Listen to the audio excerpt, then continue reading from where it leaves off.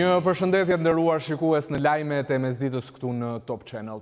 Pas ndërprerjes verore, rinisi sot procesi i vetingut. Prioritetet e këtë muaj pritet jenë kandidatët e SPAK që ende nuk kanë kaluar në sitat e 3 fishta. Sot është mbledhur Këshilli i Lartë i Prokurorisë, do të lidhemi tani me gazetaren ton Anila Hoxha. Përshëndetje Anila, çfarë u diskutua në këtë mbledhje? Përshëndetje Ardi, në fakt mbledhja e njoftuar merret nga Këshilli i Lartë i Prokurorisë kishte të bënte pikërisht me miratimin e një projekt buxheti për të cilin anëtarët e KLP-s kërkojnë që ai të rishikohet dhe në këtë mënyrë mbas mbledhjes dhe gjatë mbledhjes në fakt u miratua me 10 vota unanime rishikimi i buxhetit, i cili u miratua me vleftën e 230 milion lekëve, të cilat parashikohet që të shpenzohen kryesisht jo vetëm për sigurinë shoqërore, por edhe për investime. Mbledhja e parë e Këshillit të Lartë të Prokurorisë të ndryshe qeverisë së Prokurorisë nuk nisi në institucionin e ri aty ku ishte premtuar pra në polin e drejtësisë, por u zhvillua sërish në ambientet e Marahua këtu në Ministrinë e Drejtësisë, ku më herët përpara se të nisë reforma në drejtësi zhvilloheshin mbledhjet e Këshillit të Lartë të Drejtësisë. Në fakt, Ardi, mbledhja u zhvillua me një antar më pak, përderisa ish antari i Këshillit të Lartë të Prokurorisë, zoti Gentian Osmani, u shkarkua nga detyra nga kolegji posaçëm i apelimit, ndërkohë që Prokuroria e Përgjithshme e Përkohshme nuk ka thirrur ende asamblen në mënyrë që të zvendësohet ky antar. Gjatë mbledhjes, kryetari i Këshillit të Lartë të Prokurorisë, zoti Gent Ibrahimi, e vendosi edhe një herë theksin tek prioriteti dhe sikurse ai premtoi ngritja sa më shpejt e prokurorisë së posaçme SPAK e gjithashtu dhe emërimi i prokurorit të përgjithshëm. Por kujtoj këtu ndërkohë se çështja e prokurorit të përgjithshëm bëhet peng nga kolegji posaçëm i apelimit, i cili nuk ka zbardhur ende vendimin e konfirmimit në detyrë të prokurorit të krimeve të rënda zotin Olsian Çela, i cili u konfirmua në detyrë dhe që gjithashtu garon për postin e prokurorit të përgjithshëm, post të cilin e synojnë 4 kandidat, përfshi edhe prokuroren e përgjithshme të Përkohshme zonjën Arta Marku, nga ana tjetër edhe prokuroria tjetër Fatjona Memça, e gjithashtu dhe avokati Lulzi Malushaj. Ndërkohë nga ana tjetër pritet që për në prokurinë e posaçme SPAK me prioritet gjatë këtij muaji e konkretisht gjatë muajit shtator të kalojnë në sitat e 3 fishta të vetingut edhe 5 kandidat, të cilët janë miratuar në mbledhjet e mëparshme gjatë listës ku garuan 22 prokurorë, ndërkohë që janë miratuar 15 prokurorë, por që ndërkohë ligji thotë se ata duhet të kalojnë në sitat e vetingut në mënyrë që më pas të shikohen dhe të caktohen si prokurorë të posaçëm. Prokurorët që nuk janë kontrolluar ende nga vetingu, siç thash janë 5 prokurorë, ata janë prokurori Anton Martinaj, prokuror në Prokurinë e Krimeve të Rënda, kryeprokuroria e Tiranës ish prokurore e Krimeve të Rënda zonja Elizabeta Imeraj, prokuroria e Krimeve të Rënda zonja Doloreza Musa Belliu, prokurori i Prokurisë së Tiranës zotin Dini Tavani dhe prokuroria e Durrësit zonja Anita Jella, të cilët presin të dalin dhe të thirren për seancat që mbahen në shkallën e parë të vetingut, që është Komisioni i Pavarur i Kualifikimit. Po nga ana tjetër, sot nis gjithashtu dhe seanca e parë për këtë sezon për procesin e kontrollit të 3 fish të vetingut, ishte në shkallën e parë të vetingut Sokolibi, i cili është me detyrë gjyqtar i gjykatës administrative të Korçës. Ai u kontrollua për të 3 komponentët që janë kusht për procesin e vetingut dhe për pasuritë, për shtatshmërinë e figurës, gjithashtu dhe për aftësitë profesionale. Aftësitë profesionale, zoti Ibi i kishte shumë në rregull, ndërkohë që pati disa pikpyetje, ndoshta nuk do të jenë dhe nuk do t'i kushtojnë karrierën atij, po sidoqoftë u evidentuan gjatë kontrollit. Komisionarët e vetingut thanë se ILDKP-ja kishte paraqitur një raport ku evidentonte dhe theksonte se gjyqtari administrativ nuk ishte fshehur dhe nuk kishte deklarata të rreme të pasurisë, por nga kontrolli i mëtejshëm dhe i thelluar i komisionerëve të vetingut është parë dhe është shikuar si e dyshimt prania e 2 kontratave përsa i takon blerjes si një trualli, e gjithashtu ndërkohë tha se ai posedonte një banes 127 metra katror së bashku me truallin në qytetin e Pogradecit.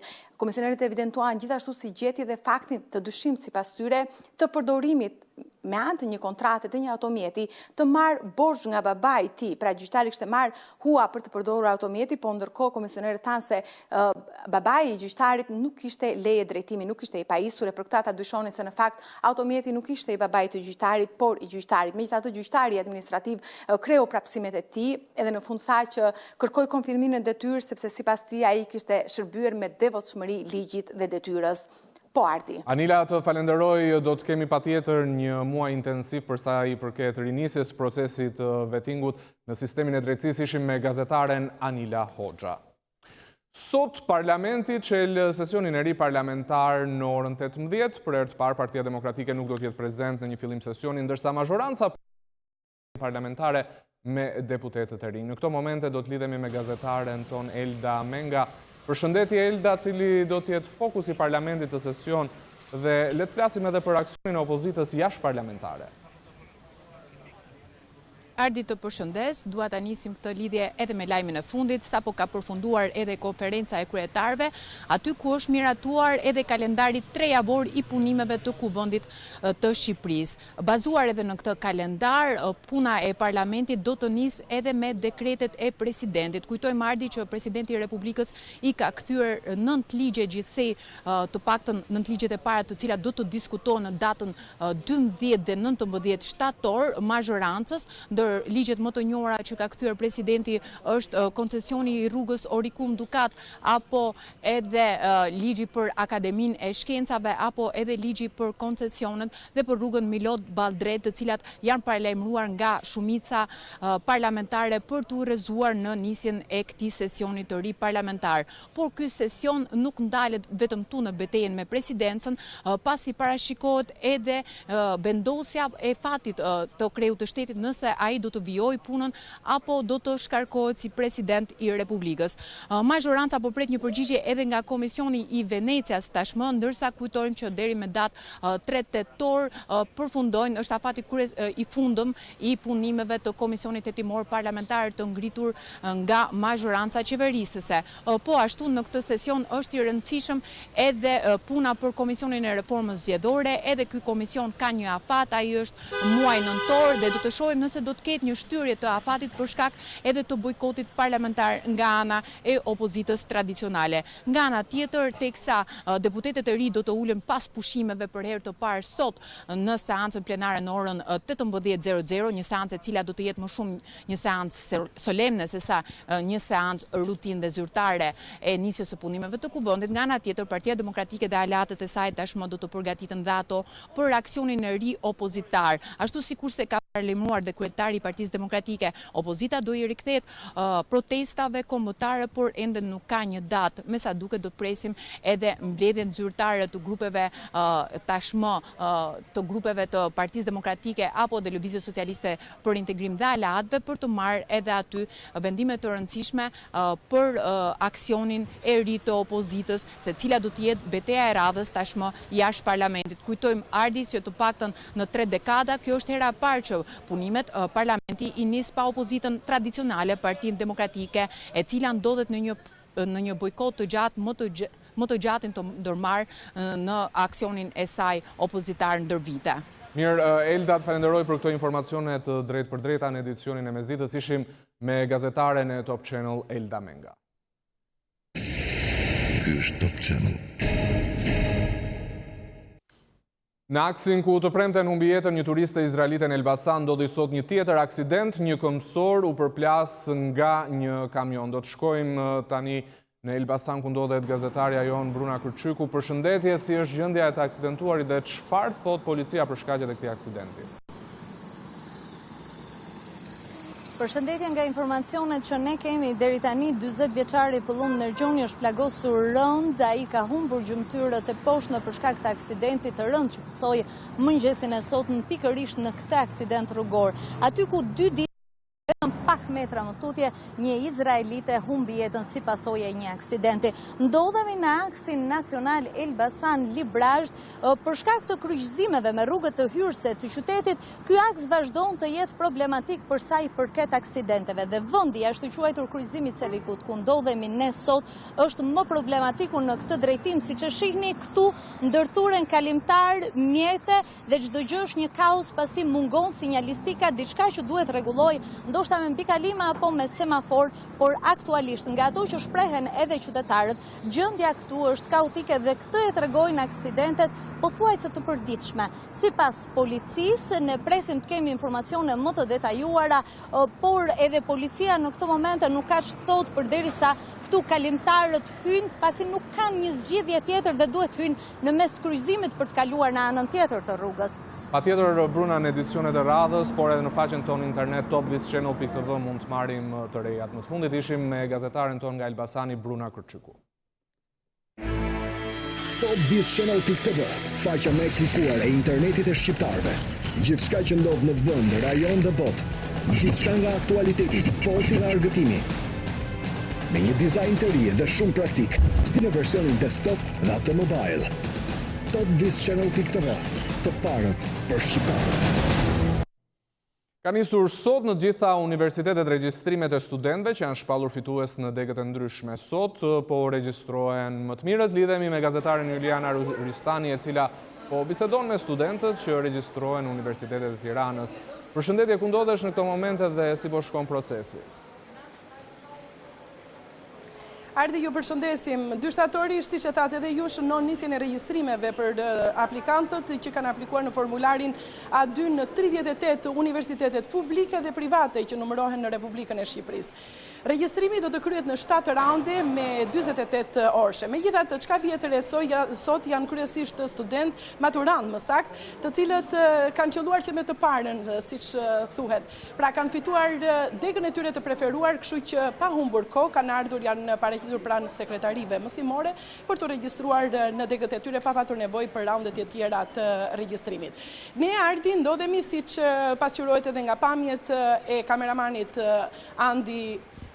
Andi Kafazi, ndodhemi në ambientet e Fakultetit e Ekonomisë në Tiranë, duke qenë se shkencat ekonomike, kemi parasysh këtu kur themi shkencat ekonomike, flasim për gjithë universitetet publike dhe private në Shqipëri, zënë vendin e parë, vazhdojnë të mbajnë vendin e parë në renditjen e universiteteve, janë më të preferuarat. Pra nuk bjen nga vendi i parë. Në vendin e dytë renditen shkencat mjekësore, në të tretin inxhinierit dhe teknologjit, në të katërtin juridiku dhe në të pestin mësuesia.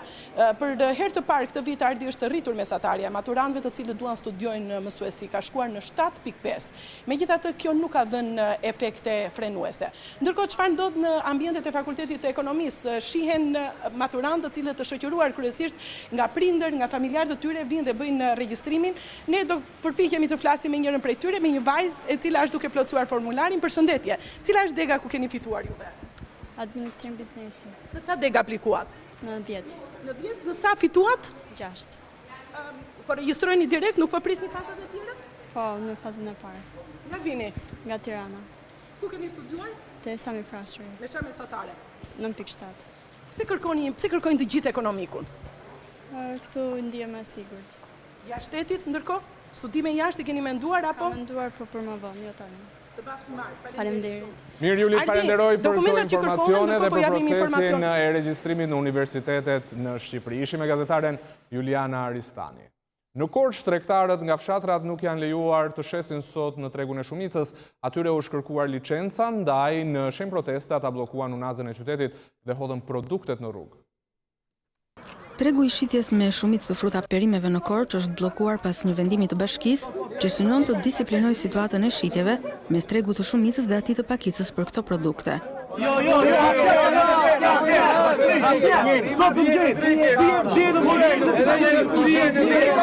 Kur mburitën orët e para të mëngjesit të së hënës, pranë këtij tregu me prodhimet e tyre, shitësit nga fshatrat nuk u lejuan të hyjnë me argumentin se ata nuk mund të tregtojnë vetëm e niptin e fermerit, por licencë tregtari pasi është treg shumice. Përballë kësaj situate, ata kanë bllokuar për 2 orë me mjetet e tyre unazën e qytetit ku ndodhet tregu. Pas ndërhyrjes së policisë, rruga është liruar. Në shenjë proteste, ata kanë vazhduar me hedhjen e disa prej prodhimeve në rrugë. Protestoj se nuk po ju do të brenda, kam 100 arka në makinë.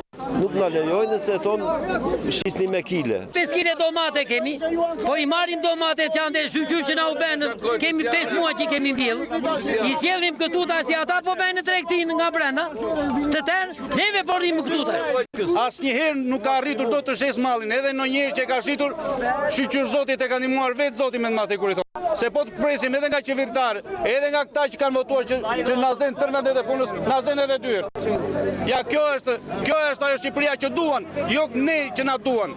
Të paktën 200 fermerë nga fshatrat e Korçës shesin prodhimet në këtë treg prej vitesh. Banesa trashëgimi kulturore në Gjirokastër rrezikohen nga çështjet e pazgjidhura të pronësisë. Një prej 10 shtëpive që janë degraduar vitet e fundit nga mosndërhyrja është edhe ajo 250 vjeçare e familjes Reso.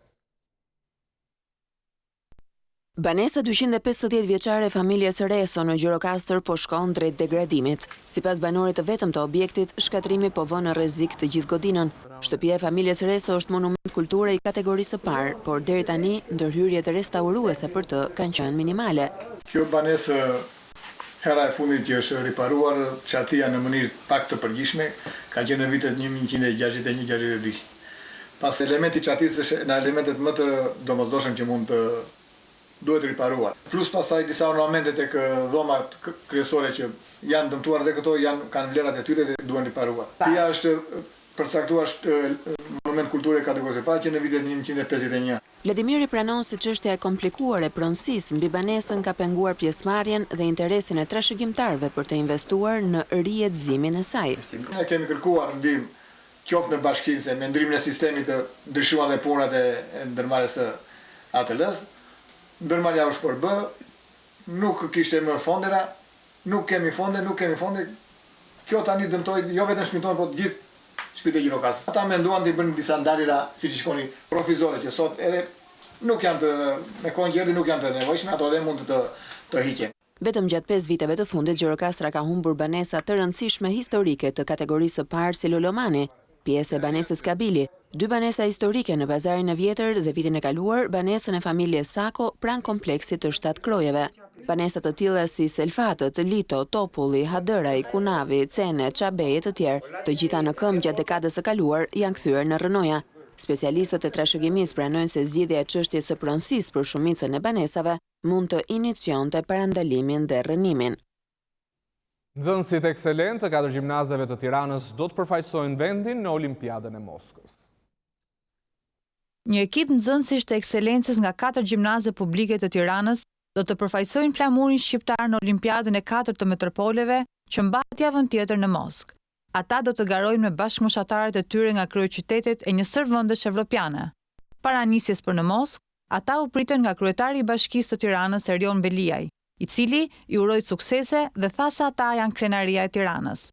Nëse me medalje apo jo, koha e tregon, por rëndësika që do jetë një eksperiencë e shkëlqyer për treguar që çunat dhe gocat e Tiranës mund ta përfaqësojnë denjësisht me 10 skuadra të kryeqyteteve të tjera në këtë olimpiadë të kampionëve të metropoleve. Kryebashkiaku theksoi se Bashkia e Tiranës mbështet përfaqësimin që këta të rinj do t'i bëjnë qytetit tonë, si përkrasja dhe nxitësia më e madhe e çdo nxënësi që ka talent. Bashkia e Tiranës do të ketë gjithmonë një mundësi për të financuar, siç po bëjmë këtë rast që të financojmë pjesën e udhëtimit dhe pastaj siç kemi bërë me shkollat nëntëvjeçare që ne japim edhe një bursë për studentët edhe nxënësit e ekselencës, për ata që dalin me 10 dhe për ata që sjellin çmime dhe për ata që fitojnë olimpiada, gjithmonë do gjendet një mënyrë që Bashkia e Tiranës të jetë një mbështetës.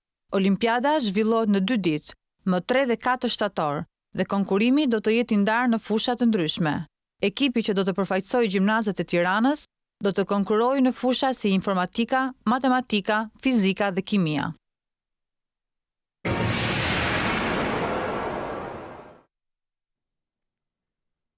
Uragani Dorian u përplas në ishujt Bahamas në kategorinë 5 duke shkaktuar dëme të mëdha, edhe pse janë të përgatitur në brigjet amerikane, stuhia po ngjall shumë frikë. Uragani Dorian goditi të dielën ishujt Bahamas tashmë si stuhi e kategorisë rrezikshme 5 duke lënë pas dëme katastrofike. Uragani me era që mbrinin shpejtësinë 285 km/h, i dyti më i fuqishëm në Atlantik i regjistruar ndonjëherë, po lëviz ngadalë drejt perëndimit duke ngjallur frikë në Georgia, Florida dhe Karolinën e Veriut e atë të jugut. Me afrimin e tij këto shtete amerikane kanë shpallur gjendjen e jashtëzakonshme, ndërsa banorët kanë nisur përgatitjet për mbritjen e stuhisë përbindësh. Po i mbyllim të gjitha. Kemi futur brenda gjithë orëndit që kishim jashtë. Dyert i forcuam me thasë rëre.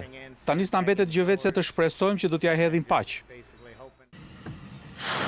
Dorian shkuli çati ndërtesash e shkaktoi përmbytje të mëdha gjatë kalimit në Bahamas, ku për shkak të tij ka ndërprerje masive të energjisë elektrike dhe qasje të kufizuar në internet. Pjesë të tëra të ishujve Abaco thuhet të jenë në ujë pas baticës 7 metrash e të shkaktuar nga stuhia e dhunshme. Qendra kombëtare e uraganëve në Miami tha se Dorian është një kërcënim për jetën, megjithatë pasi të ketë kaluar ishujt Bahamas, uragani mund të devijojë drejt veriperëndimit dhe të mos e godas Floridën drejt për së drejti. Për çdo rast nëton se uragani do t'ja kursejë Shtetet e Bashkuara siç duket një goditje të drejtë për drejtë, zyrtarët thonë se një stuhi e kësaj kategorie mund të sjellë mjaft dëme si në Florida, ashtu dhe në Karolinën e Jugut dhe të Veriut. Një zbulim i ri interesant për luftën kundër kancerit fut në lojë forcën e gravitetit. Shkencëtarët zbuluan se qelizat kancerogjene të cilat u vendosën në laborator në kushtet mungesës së gravitetit u shkatruan në një mas të madhe brenda 24 orësh.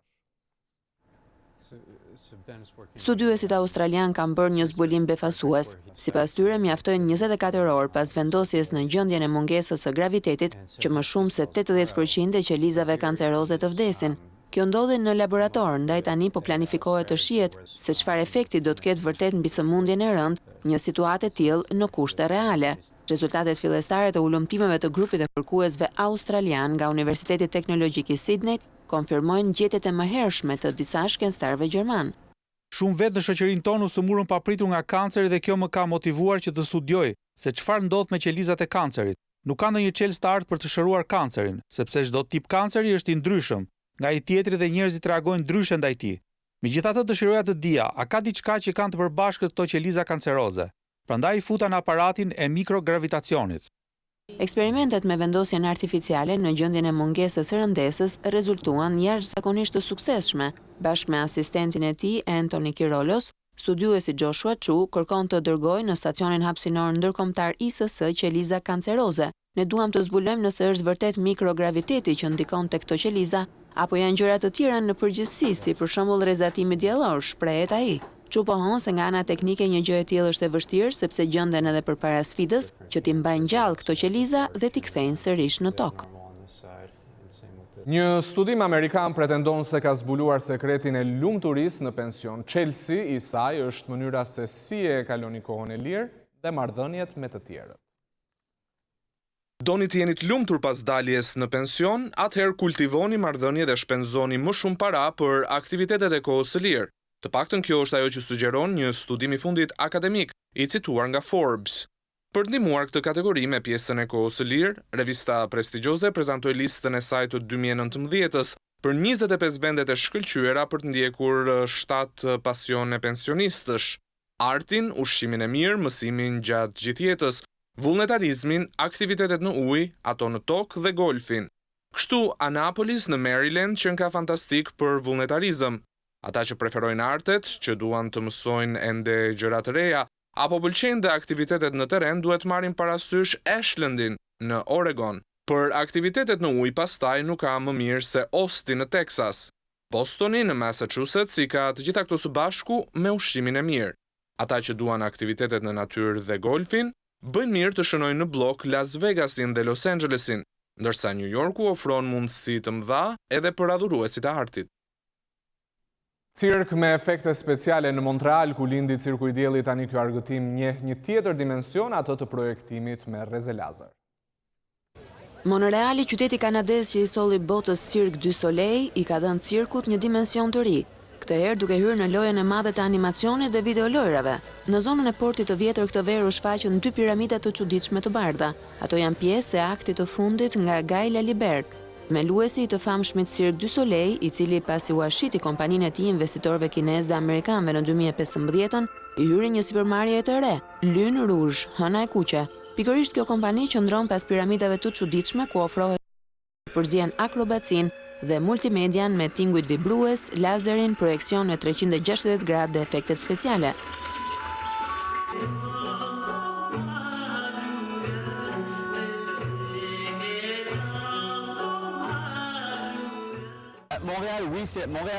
Montreal është padyshim kryeqyteti i cirkut në botë, por gjithashtu po bëhet i njohur si një qendër për argëtimin krijues. Sot ne po kërkojmë spektakle që kërkojnë ekspertizë edhe në fushën e videolojrave dhe efekteve speciale, ndërsa po nisim të thyejmë barierat mes njerëzve që vinë nga bota e argëtimit, bota e cirkut, ajo teatrit dhe videogameve, për të sjellë kështu një lloj të ri dëfrimi.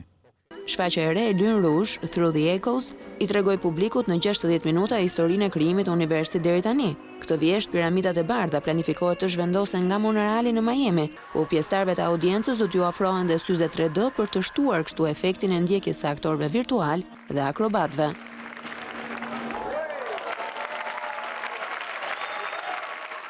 Listën me qytetet më të sigurta në botë e kryeson Tokyo. Melbourne një rënje, ndërsa Washingtoni ka hyrë këtë vit në 10 e më të mirëve. Ka ndryshime befasuese në klubin e qyteteve më të sigurta të globit. Washington DC ka hyrë për të parën herë në 10 e më të mirëve, ndërsa Hong Kongu ka një rënje drastike në klasifikim. Tokyo mban vendin e parë për të tretën herë me radhë në renditjen e realizuar nga The Economist Intelligence Unit. Singapuri dhe Osaka kanë cimentuar pozicionin e 2 dhe të tretë, ndërsa Hong Kongu i përfshirë nga trazirat ra nga vendi i 9 në të 20. 10 kryesore dominojnë qytetet e Azi Paqësorit, që kanë lënë vend vetëm për Amsterdamin, Kopenhagen dhe Toronton. Londra dhe New Yorku ranë të dyja me nga 6 vende, duke u frenuar në pozicionin e 14 dhe të 15. Indeksi rendit 60 qytete në 5 kontinente dhe merr në shqyrtim faktorët shëndetësor, ato digital, infrastrukturën si dhe elementet personal të sigurisë. Qytetet që kryesojnë listën ofrojnë një qasje super të thjeshtë e kujdesi shëndetësor, i një cilësie mjaft të lartë, ekipet e përkushtuara të sigurisë kibernetike, patrullimet e policisë apo planifikimi i reagimit të shpejtë në rast fatkeqësish natyrore.